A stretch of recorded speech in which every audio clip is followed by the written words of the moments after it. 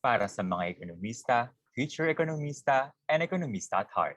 Welcome to the JPEX Experience Podcast, the official podcast of the Junior Philippine Economic Society.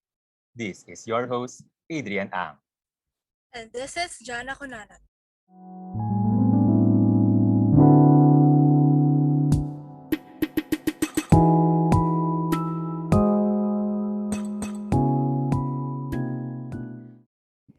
Happy 8-8 ekonomistas! Jana, ready na ba ang mga vouchers at products na nasa cart na i-check out mo? Yup, Adrian, it's the time of the month to check out dahil maraming free shipping vouchers and discount codes. Ikaw ba? Ano ba yung mga nasa cart mo?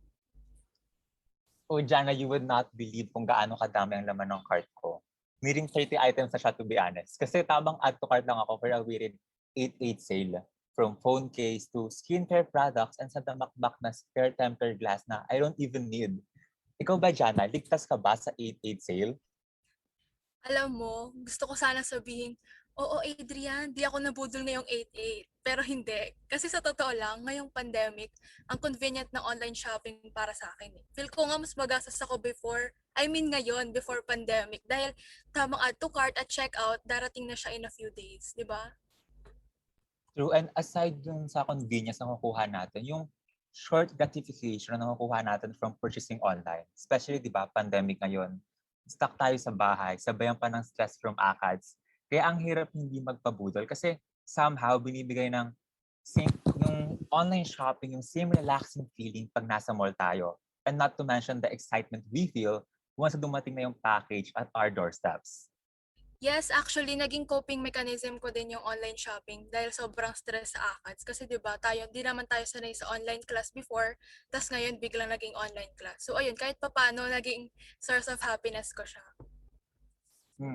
Sobrang saya kasi tipong ang aga-aga tapos may magdo-doorbell. Bagong gising ka pa lang and all, may bed hair ka pa, tapos wala pang toothbrush. And then sabihin ng driver, picture po, habang hawak mo yung package, perfect, ang ganda kagad ng umaga ko. Oo, sobrang nakakaiyak kasi minsan bagong gising pa lang tapos biglang may tatawag sa phone, tapos wala pang toothbrush, as in nakakaiyak, tapos minsan wala ka pang, basta hindi pa matino yung suot mo. Pero yon, aside sa feeling na dadating yung package sa doorstep natin, sobrang mura ng products sa online shop. Kasi di ba usually kapag tayo mag-shopping, nakikita natin yung sale niya kasi di ba may monthly sale sa Shopee or Lazada. Tapos sobrang daming discounts na binibigay sa mga consumers like us. Tapos, usually kasi ako, sa Shopee ako nag-order. So, sa Shopee pa lang, sobrang daming discount codes and free shipping vouchers. And ang dami rin nilang paulan na free shipping voucher. Kaya mapapaano na lang ako, ikang unlimited, add to cart now na lang talaga ako. Add to cart lang Yes. kasi for the free shipping voucher, di ba? Yes, oo, yun. Since nasa topic na tayo niyan, sobrang may kita na natin na nagbo-boom na yung online shopping ngayon. Like, sobrang dami ng physical stores before na nag-shift to online setting kasi di ba nagka-pandemic. So, ikaw ba? Ano ba sa tingin mo yung difference between physical and online purchasing? And personally, ano yung mas prefer mo?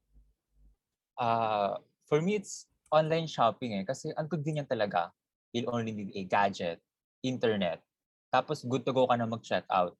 Bukod pa ron, you don't have to stand up and wait in line for the cashier.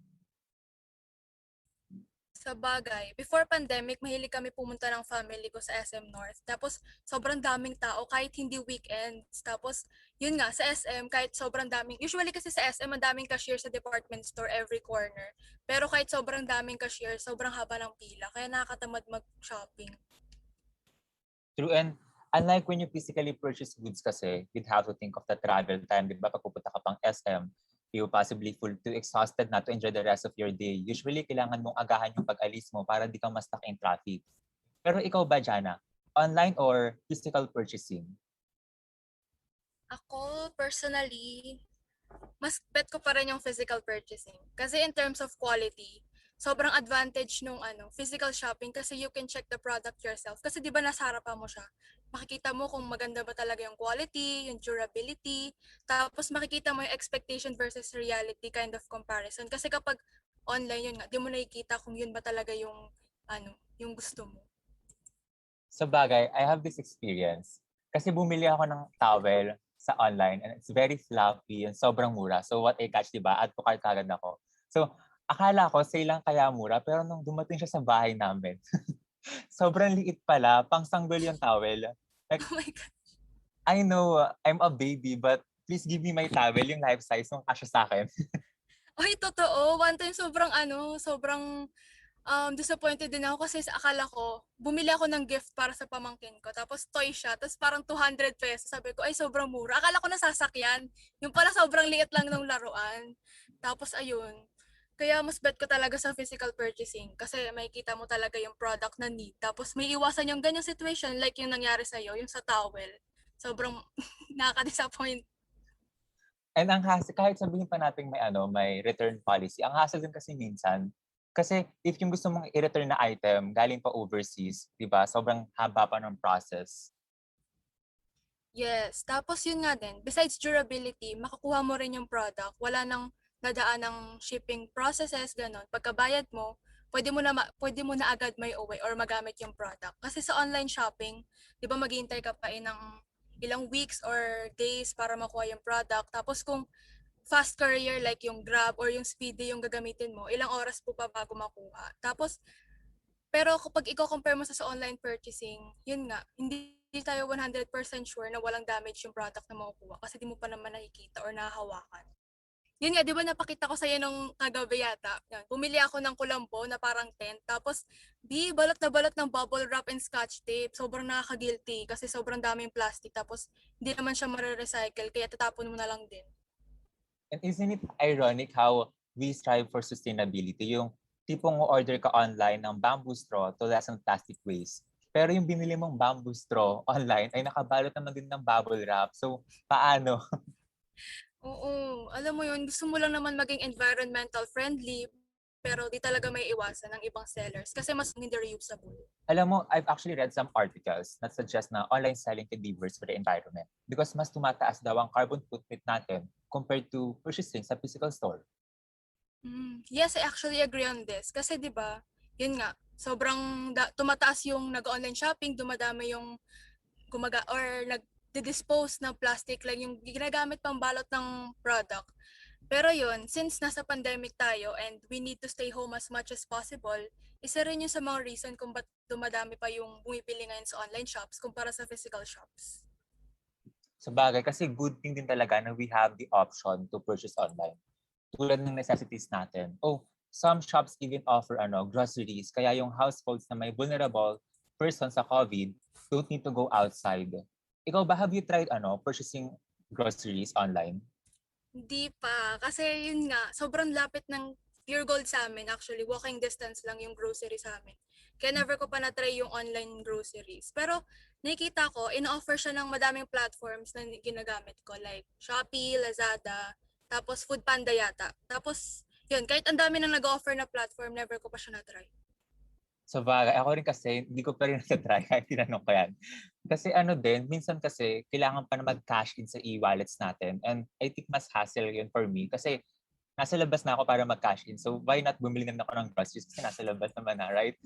Oo, isa pa yon. Kasi 'di ba pag magbabayad ka sa online shopping, kailangan gumagamit ka ng e-wallets or online banking apps, which I have din kasi nga 'di ba, yung transaction na ginagamit natin ngayon usually puro online lang. Pero 'di ba before hindi tayo convinced na safe yung online transactions kasi feel natin scam. Sa bagay, yes, feel natin scam. Pero regardless of that risk, makikita naman natin ngayon na ang dami pa rin bumibili online. And I think mas smarter na ang ating consumers regarding, security awareness sa kanilang accounts. Mas safe din naman kasi yung online shopping kung iisipin natin yung situation natin ngayon na nasa pandemic pa. Kaya siguro dumadami yung online sellers pati yung online buyers natin. Right? And tayo mismo dalawa yung evidence ng growing number of online shoppers. Not just us, because I know ang daming gumagastos online, especially during seasonal sale.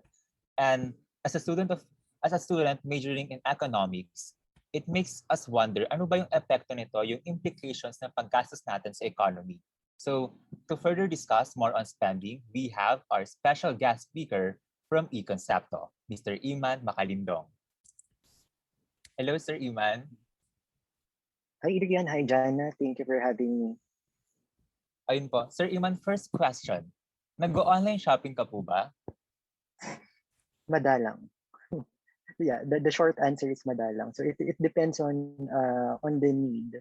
Kasi typing schedule, for instance, as you've mentioned, yung grocery shopping, that's once a month. And also, so purchases that can be done online, that's where I do it. So hindi pala katulad natin si Sir Yman Adrian na nagpapabudol every month. So ayun. Yeah, actually, based sa general profiling ng mga nag-online shopping, there are three: urban, female, and young. So pasok na pasok ka doon, Jana. Yes. Tayo pala yung pasok sa profiling, no? Pero sir, even though ayun nga po, like ang dami pa rin pong, it's evident naman po na marami pa rin bumibili, whether be online or physical. So in general, magastos talaga tayo or kami ni Jana specifically for instances, I love purchasing po online and sometimes bibili ako ng item na I don't even need yung just to reach yung minimum spend sa online shopping para I can avail free shipping voucher. So I know nakaka-relate din sa akin yung marami sa ganitong yung free shipping voucher. So Mr. Iman, why do people love to spend po kaya kahit hindi naman siya totally need? Okay. So I guess we also before answering the question, we also inquire on the premise on the question. Sino ba yung people na tinutukoy? Is it really spending that they love, or is it the what they are purchasing? Okay, so first off, on who actually spends or who actually buys, nabanggit na natin yung general profile. Pero if we are to take that into or to contextualize, put in the numbers, ilan ba talaga yung nagsha-shopping sa mga Pilipino? Pre-pandemic, ang total of the total retail sales, yung online purchases account for just 2 to 3% of the total retail sales. So napakaliit, pero nag-boost ito. We don't have similar statistics for the pandemic period, pero we know that one survey showed na 78% of Filipinos made at least one purchase online during the past month na they were interviewed. So that validates yung observation natin na napakadaming tao, bakit halos lahat na ngayon nag-online shopping. So indeed. And the second one, yung question natin, spending that they love, meaning to say yung paglabas ng pera, yung paglalabas ba nila, is it they love or is it just a means to the end para ma-acquire talaga yung gusto nila? To answer that is to contextualize din. Ano ba talaga yung binibili? Your daily essentials. So ito yung mga delata mo, ito yung mga bigas, ito yung mga gatas. And so what we observe sa Filipino consumers is that based dito sa behavioral pattern ng pagbili nila, naghihintay sila ng sale as you mentioned, and then they stock up on the daily essentials. So kung halimbawa by bulk mo bilhin itong pansit canton, bili ka ng ilang box hanggang makabili ka. And so that gives us an idea of why people love spending, di ba? So from that observation, we can infer, di ba, na number one, gusto nilang makasulit, makatipid. They're always out for a bar. So maglalabas sila ng pera higher than usual if that means na makakakuha sila ng bargain if they purchase in bulk. The second one would be on the need. So it tells us na the Filipino consumer did more towards spending their needs rather than wants. Pero that is not to say na hindi. Ito naman yung na bibili ng typical Filipino consumer, ito yung mga brand exclusives. So ito yung, sabi ko largely female talaga yung online So it's exclusive branded clothes.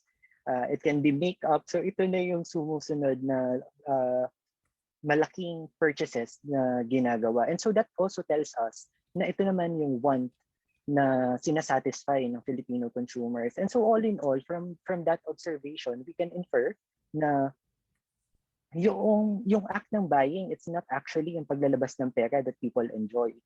It's the acquisition of, which is consistent with economic theory, as you both know, di ba, na it's that it is assumed or it is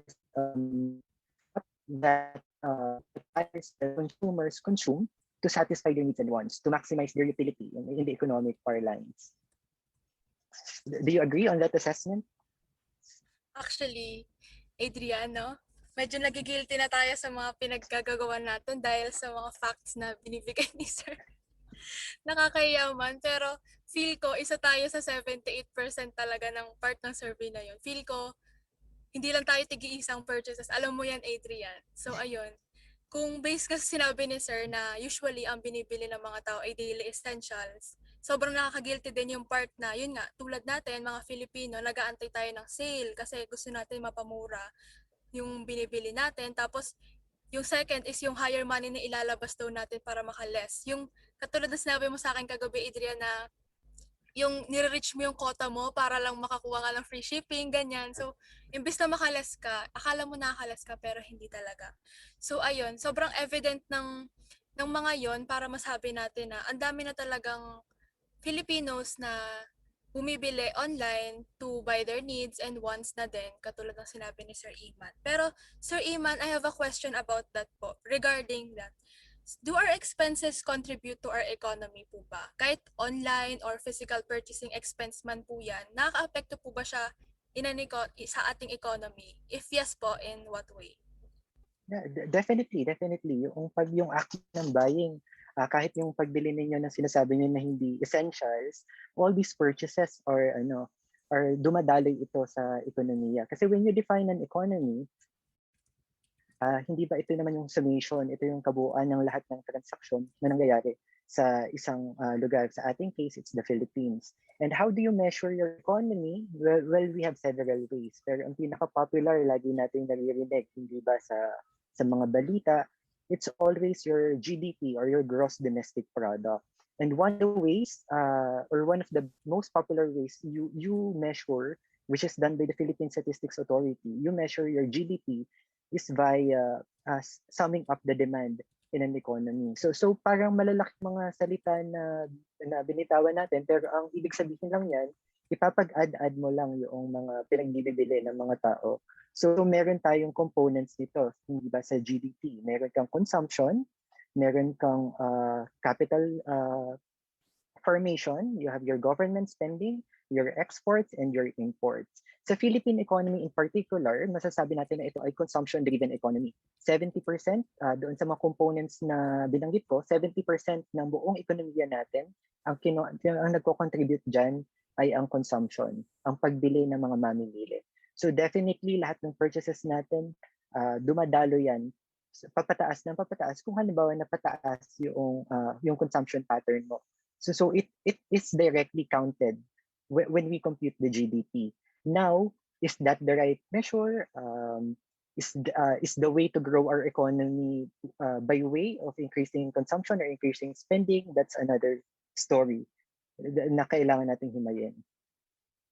Actually, medyo connected po dyan yung ating next question. So, as you've mentioned po, 70% of our economy is composed of consumption. Now, sir, is there such thing po ba as too much na paggastos? Makukonsider ba natin siya na masama for the economy? Well, from my personal point of view, in almost all cases naman applicable yung general rule natin, no? Na alam naman natin lahat ng sobra masama. And this one, it's not an exception. So ang question natin dito is not whether or not it's masama na meron tayong overconsumption, but rather when do we say na sobra siya? How much is too much? And so with that question na sa pag-reframe natin, it varies depending on person to person. Kaya kung isa sa the short answer that I will give to that is that the economy is a summation of its people. And so if you are to look after the economy, you look over your financial health. So when you say bibili ako para sa ekonomiya, ang titingnan mo muna is yung sa sarili mo, na bibili ako para sa sarili ko. Sunod na doon yung mga question na, dapat ko ba itong bilhin? Do I have the budget? Mababaon ba ako sa utang kung bilhin ko ito? So if you look after yourself, if you look after your financial health first, and kung lahat ng tao gagawin ito, then the summation of the parts would be a country na meron din na healthy financially, aware, and working towards the betterment of its financial health. So, ayun. Since, yun nga, sabi ni Sir Aquina kanina na lahat ng sobra masama, hindi exception yung economy natin doon. Kahit sinabi nga natin na yun kanina, 70% ng consumption natin galing sa paggastos, ayun nga, sa GDP din. So, alam natin na based sa GDP natin, kapag mataas ang GDP natin, mas maganda. So, pero sabi nga ni Sir na nakadepende yun sa tao. Kung nakatingin tayo sa as an economy as a whole, tapos mataas yung paggastos, siguro healthy yun. Pero pag sa sarili natin, tapos nababaon naman tayo sa utang, bili tayo ng bili na hindi naman natin kailangan, so hindi siya healthy as for us in an individual. So, ayun. Siguro, Since oo. Sir, sige po. Okay, if I can qualify din that, so we shift to prescriptive. Nabanggit mo kanina na palagi nga natin mini-measure is yung pagtaas ng GDP. So ang pagbabalik natin ng tanong dito, lahat ba ng pagtaas ng GDP ay maganda? So ito yung tinitingnan natin. So if we shift to a prescriptive, ano ba bilang mga ekonomista, ano ba yung ipapayo natin sa policy makers? Well, personally, kasi madaling sabihin na sige, dahil malaking component ng ekonomiya natin yung pagbili ng mga mamimili, pilitin na lang natin sila na bumili para tumaas yung ekonomiya natin, hindi ba? Well, ito ba ang tama? Well, on my own assessment, hindi siya tama. Why? Well, first, i-assess muna natin ano ba yung current na kalagayan ng Filipino consumers. Ang pwede nating metric na banggitin dito is yung Consumer Expectation Survey na ginagawa ng Bangko Sentral ng Pilipinas. So ang sinasabi lang nito, ano ba yung nakikita ng mga consumers sa hinaharap nila? And noong last one, end of 2020, over 47% yung score. So that means it's negative 47. Mas maraming Pilipino ang pessimistic about sa hinaharap nila kesa doon sa mga optimistic. So kung ang i-adapt natin na mindset is yung kanina, na hayaan lang natin silang bumili ng bumili para umakyat yung ekonomiya natin, hindi siya sinusuportahan.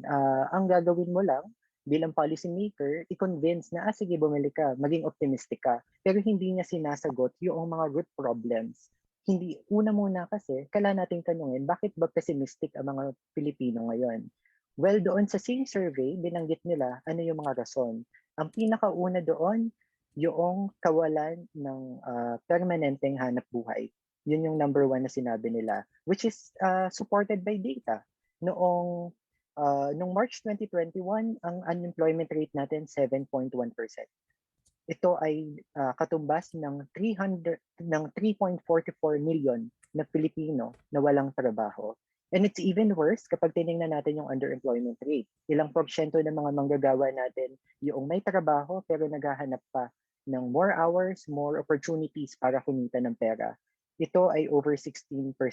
So over 7 million Filipinos ang naniniwala na kulang ang kinikita nila at gusto nilang maghanap pa. And so, kung ang prescription ng policymaker, sabihin lang natin na kumbinsihin itong mga walang trabaho na gumastos, will that be healthy for the economy? Well, siguro, kasi tandaan natin, there are two ways to earn income, to fund your purchases. Pwede kang through your disposable income, doon sa kinikita mo, or through debt. So kung hindi natin nasagot bilang policymaker yung component na income, na kaya hindi sila bumibili dahil walang income, ibig bang sabihin noon na kinukumbinsi natin sila na mangutang para lang makabili sila at mapataas yung ekonomiya? Hindi, kasi yung ekonomiya tataas lang sandali until maka-catch up na yung inutang. Kasi ang inutang mo, hindi yan mawawala. Ihahunting ka niyan. Hindi ba? Hindi naman natin sinasabi na masama yung utang. In more ways than one, kung sa productive uses mo ito ilagay, pwede kang mapalaki nito yung income, yung mga negosyante, umuutang para magkaroon ng mga negosyo.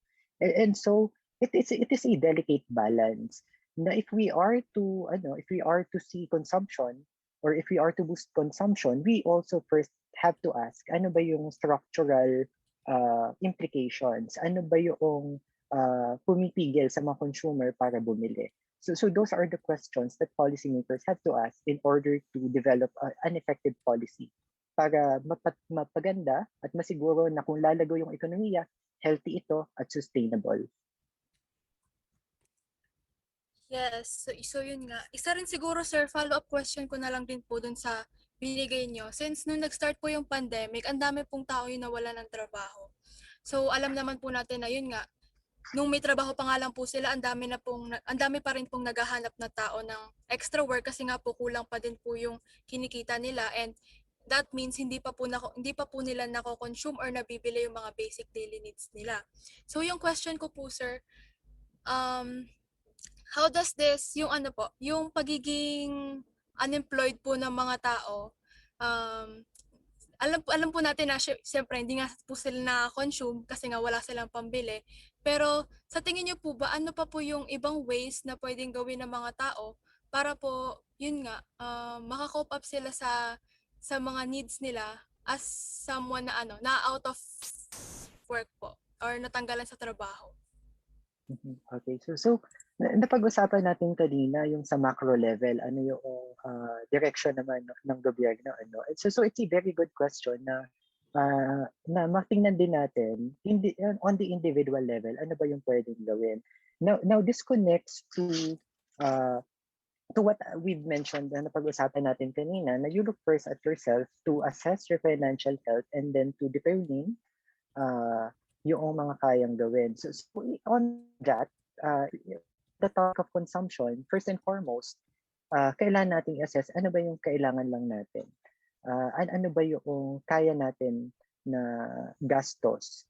And from there, kapag alam na natin yung budget, considering na ito lamang yung potential na pwede natin kitain, given yung kakulangan natin sa oras, halimbawa sa trabaho, from there, that's when you apply your economics. That's when, kasi economics does not have to be formal training. It's simply allocation.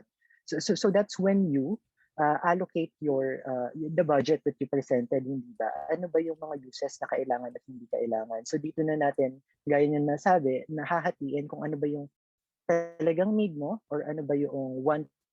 Hindi naman sinasabi na pagkaita natin yung sarili natin sa lahat ng pagkakataon, hindi ba? Pero ang sinasabi lang natin, kailangan na ito ay within sa kakayahan natin. Pero that's just one part of the equation kasi there's only so much budgeting that hindi ba? Kung talagang hindi kaya, hindi livable yung wage at tigang-tiga na, mahihirapan ka talaga. And so doon na papasok yung sinasabi natin kanina na pag-increase naman ng productivity. So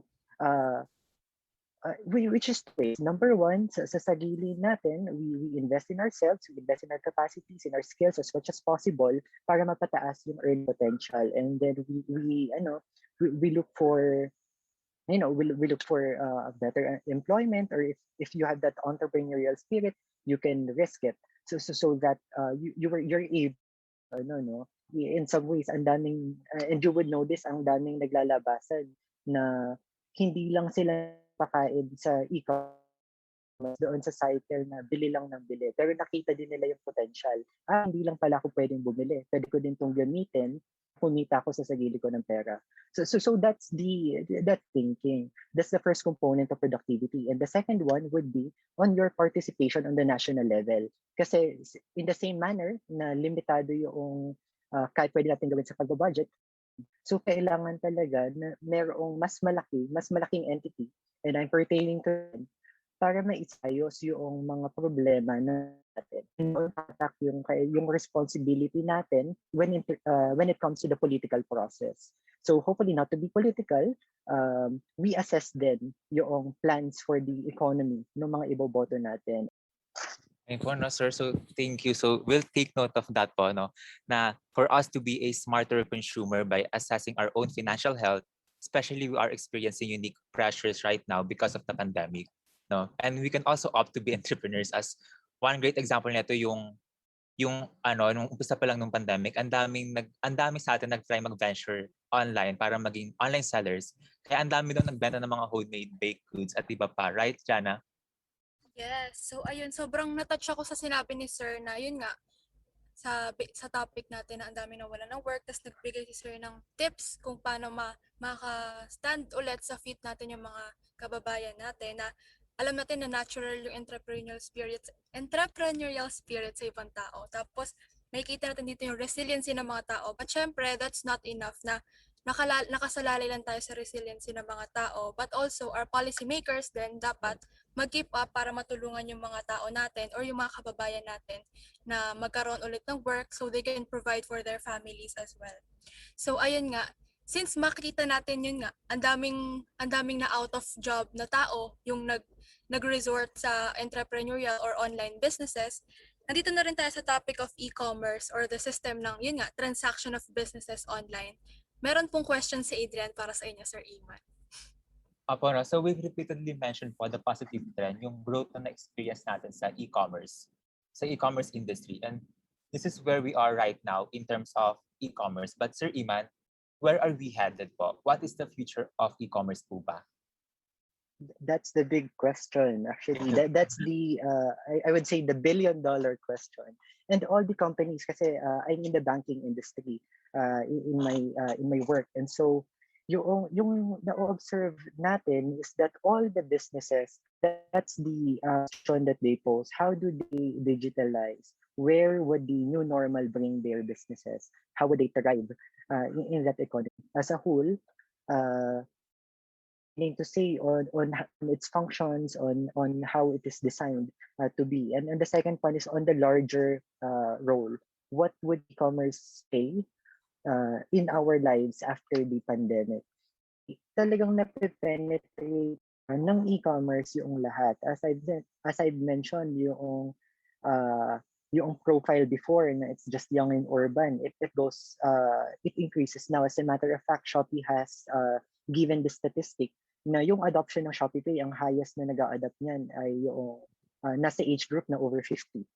And so nakikita natin na yung transition talaga, hindi lang siya limited dun sa mga tech savvy, pero nag-a-adapt din yung mga nasa ibang age group, patanda ng patanda, yung nagpa-participate sa e-commerce.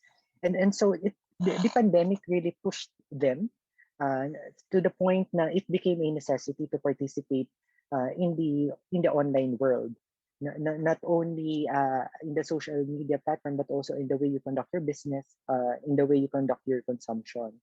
So that's one trend that we're observing in the consumers. On the side naman of the producers, we are observing na kasi di ba, and you would know this in yourselves, nagkakaroon tayo ng di ba, paradox of choice, na dahil before kung ano lang makita natin sa mall, limitado lang, one of those things yun pwede nating bilhin. Pero ngayon, meron ka ng paradox of choice. You can buy anything from anywhere. And so lalong hindi tayo makapag-decide ano ba yung bibilhin natin sa sobrang dami nating options.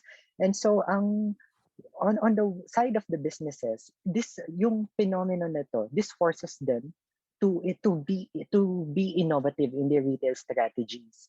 Meaning to say, how can I as a business differentiate my products, my services from all other competitors out there, di ba? So madaming nag-home bake, madaming nagganito. And ang best example siguro na mabibigay natin would be on the cosmetics industry, di ba? Ginagamit nila yung artificial intelligence, yung virtual filters, para, for instance, an example, if you're going to buy a lipstick, pwede ka mag-download ng app and then see yung shade na yun, bagay ba sa'yo, because it will kumbaga as a filter, it will show you what it will look like when you wear it. And so ito yung nakikita natin sa businesses, na there's also that trend towards differentiation. Pero on how the industry will perform naman, kasi it cannot be said na we would just assume na because of the growth na it has experienced during the pandemic that it will always go up, that the momentum will not die. Well, that is not, in my personal opinion, that is not true, because yung growth ng e-commerce is conditioned upon many different factors. Number one would be on the logistics. So kasama dito yung delivery natin, lalo na't mahirap, na we are over 7,000 islands, and so it's different. It's quite a challenge to deliver all those parcels, all those goods in terms so much. In fact, na yung cost na yung cost ng e-commerce atin, 27% noon is spent on logistics, and that's big. Kasi for instance, in other countries, in Thailand for instance, yung cost ng logistics sa kanila nasa 11% lang. And so we have a long way to go para ma-improve yung logistics. And it is being hoped in the industry na yung e-commerce would push the private sector and the government to really invest in the infrastructure to enable an easier flow of easier way of conducting businesses throughout. And that's not limited to logistics kasi you also have your internet connection. Kasi kung ano ba, mawala yung riders, mawala yung access niya to map, so maliligaw siya and he cannot deliver the parcel. So that's one thing. And another would be on your digital payments. Hindi ba? Kasi the Philippine economy is very cash heavy. We like to, yung top payment option sa atin, COD, cash on delivery. We don't want na hindi magbayad. Maybe it's a question of trust, probably. Maybe it's a question of convenience, questionable. Kasi mas convenient, hindi na natin magsusukli, hindi ba? Well, yung adoption na nakikita natin, it is also increasing. So yung future of e-commerce is tied closely on the adoption of digital payments. So kumbaga, the transition of the Philippine economy towards a cash-like economy. So it's also something that is being watched about because it offers so much possibilities. Just how much change we can expect? Well, before the pandemic, yung GCash users, and I'm using GCash as an example kasi it's the biggest e-wallet in our country. They had 20 million users. Last year, it grew to 33 million. So 1 in 3 Filipinos now have GCash installed. And so that's huge because naka-layout na yung infrastructure. Alam na ng mga tao how to process payments across the e-commerce ecosystem, hindi ba? And so it enables it answers a lot of questions kasi that e-commerce will lead to all these great things. Kasi first and foremost, bakit ba gusto natin na maging cash-like economy? Well, because gusto natin na ma-deploy yung income ng mga tao. Kasi di ba familiar tayo na nasa 20-30% lang ng mga Pilipino sa may bank account. And so nasaan yung mga ipon nila? Nasa ilalim ng unan, nasa garapon, or kung walang ipon. So itong mga pera na ito, wala siya sa sistema. Hindi siya maipautang ng mga bangko sa mga entrepreneurs na naghahanap ng pondo, hindi siya mapaikot ng kung sino man na nangangailangan for more productive uses. Nakatago lang siya, hindi magamit unless you spend it na. And so it offers a lot of exciting possibilities on that regard. So that answers the first part, no? If we move to the second part, ano naman yung e-commerce sa buhay ng mga Pilipino, hindi ba? There are questions, di ba? Mamamatay na ba yung malling culture? Hindi ba? Or pumupunta ba kayo sa malls during the pandemic?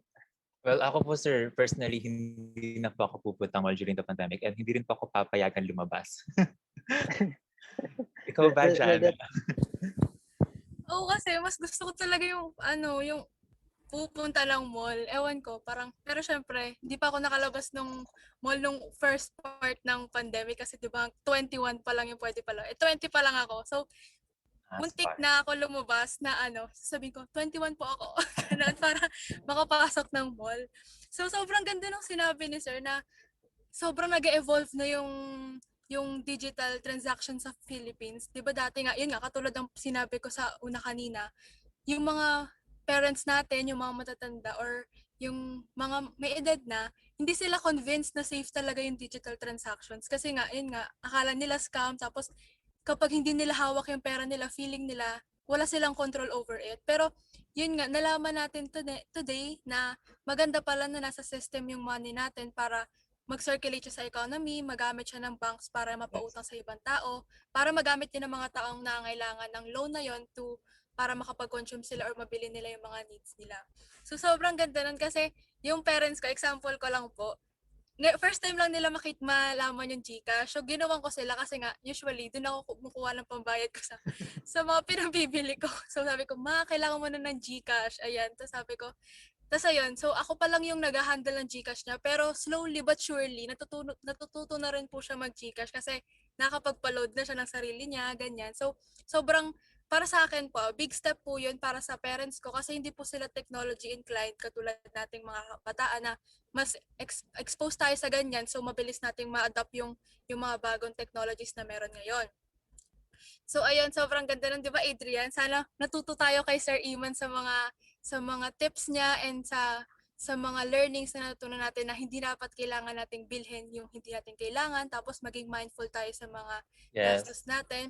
And also, follow up ko lang din po, sir, na question. Yun nga po, nasabi nyo kanina na malawak na po yung market natin. Since kunyari sa Shopee, evident naman po na may iba't ibang countries na nag-offer doon like China, usually po, di ba? Ang dami ng countries na nag-offer ng iba't ibang or same products din na ino-offer sa Philippines. So, is it okay po ba na doon kami bumibili or I mean, nagbabay sa ibang bansa na kunyari sa Shopee, bibili ako from a seller from China, okay lang po ba yun? Pero yun nga po, syempre yung gastos ko or yung money ko, dediretso pa din sa bank. Parang ganun po ba? Okay lang po ba yung ganun? Na sa China ako bumibili, pero yun nga, kasi mas maganda yung offer sa kanila. What do you think po, sir? Actually, I don't have a straight answer to that kasi it's a long-standing mix. Kasi siguro I can provide lang an assessment or kumbaga from a point of view na siya titingnan. It would really depend on the individual. So kasi on one side, sinasabi na prioritize Filipino products na gagastusin natin, kikitain ng Pilipino rin. So yung hindi siya lalabas, kumbaga makikip lang siya within doon sa mga Pilipino. So that's another. On the other side of the coin naman, kapag daw ang pagtingin natin sa mga produkto ay base lamang sa kung sinong gumawa, kung Pilipino, Chino, na kahit inferior yung quality, bibilhin na natin, ang kalalabasan nito, hindi na magi-improve. Kasi anyway, from the point of view ng nagnenegosyo, bibilhin mo naman to kahit pangit kasi pareho tayong Pilipino, hindi ba? So may ganoong aspect. So ito yung main points ng mga nagtatalo. So personally, yung my opinion is that as a consumer, I would want yung ganoong scrutiny, no, sa mga pero not so much on where it is made or kung sino yung gumawa or what nationality, but more on yung trends na observe natin in terms of yung mga nabanggit niyo na kanina, sustainability. So kumbaga, responsible consumer as a responsible consumer, yung responsibility, we demand it to be extended to our suppliers, to the businesses where we buy from. So those are the kind of demands that I would like to see, rather than kasi nga I'm more on the fence na it stifles innovation. It promotes complacency. Yeah, if you do that. Thank you po, Sir Iman, for that answer po. Kaya sa mga listeners na ating podcast, don't forget na to spend your money wisely, which is something na i-remind ko yung partner ko, pati na rin yung sarili ko mamaya after this call. So ayun, be a responsible consumer and also be fellow Filipino. Buy from local businesses to help our fellow Filipinos na din. Opo, no? So, ang dami ko rin po natutunan. Especially kanina yung mention ni Sir yung sa question natin about e-commerce, no? Yung how digital business strategy transform yung business process, yung making use of technology to enhance our interaction sa mga businesses, as mentioned by Sir, yung cosmetic apps at iba pa, and then how e-commerce stipulates innovation. So, ang daming ino-offer ng e-commerce. It opens so many opportunities. Yes, I agree. Pero, yun nga, sobrang thankful talaga ako kasi akala ko magiging madali lang para sa akin since economist naman ako. Tapos sobrang dami ko pa ring insights na natutunan and napulot ngayong araw. Tapos, yun nga, lahat ng information na nakuha ko ngayon or natutunan ko ngayon will also be helpful to our listeners para maging mindful sila sa transactions that they do, kahit online man to or sa physical transactions. So, ayun po. Man, do you have anything, some key takeaways for our audience, for our listeners? Hmm. Well, we I don't know, we discussed quite a lot of things, no. Yes po. Siguro pero kung meron lang isang takeaway na I would want our listeners to to take away from our discussion, it's really for you to be able to look after the economy. You have to look after your own financial health first. Ayun. So, so ang pinaka-takeaway sa atin ni Sir is, ayun nga, and sobrang natamaan din ako doon na take natin consideration yung financial health natin before we spend.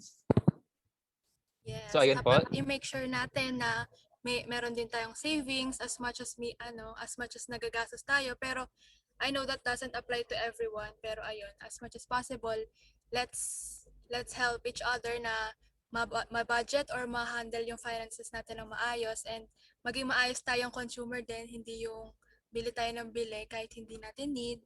Yun. So, thank you po, Sir Yman. Yes, at hindi lang para sa atin yun. No? I believe, as mentioned by Sir, meron din siyang macroeconomic implications. Like yung individual spending natin, merong long-term effect siya sa ating economy. So, Mr. Yman, on behalf of JPES and our listeners, we are truly grateful for the time and knowledge you shared with us in this podcast. So, thank you, Mr. Yman. Okay, now, Yeah, thank you very much also, Jana and Adrian. Thank you rin po, sir. So, ayun. Finally, we will end this episode and our discussion on Adrian. Shopee, Lazada, Shein, ang paggastos ba natin ay nakatutulong sa ekonomiya? Thank you for listening in today's episode. Share your thoughts and use the hashtag JPSExperience whenever you post. Support Junior Philippine Economic Society in our different social media platforms. In our Facebook, you can search Junior Philippine Economic Society. In our Twitter, IG, and Shopee, you can search at the JPES 1987, which is also in our Spotify and YouTube accounts.